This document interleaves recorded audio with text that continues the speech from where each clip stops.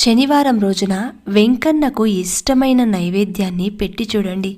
ఎంతో సంతోషించి మీరు ఏదైతే కోరుతున్నారో దానిని ఆ భగవంతుడు తప్పకుండా తిరిగి ఇస్తారు.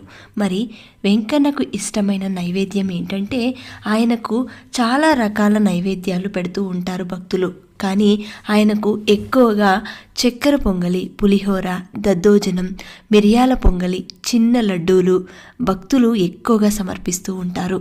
ఇంకా వారి శక్తి కొలది వడ, దోశ, జిలేబీ, పెద్ద లడ్డూలు, మురుకులు, పెద్ద పెద్ద వడలు ఇలాంటివి వారి శక్తి కొలది పెడుతూ ఉంటారు. కానీ భగవంతునికి ఎప్పుడూ కూడా భక్తితో, శ్రద్ధతో, నమ్మకంతో మీరు చేస్తున్న ఏ చిన్న పనైనా సరే ఆ భగవంతుడు స్వీకరిస్తారు. ఆఖరికి ఇన్ని నైవేద్యాలు పెట్టాలా అంటే తప్పనిసరి అయితే కాదు, చిన్న గ్లాస్లో పచ్చి పాలు పెట్టినా సరే స్వీకరిస్తారు.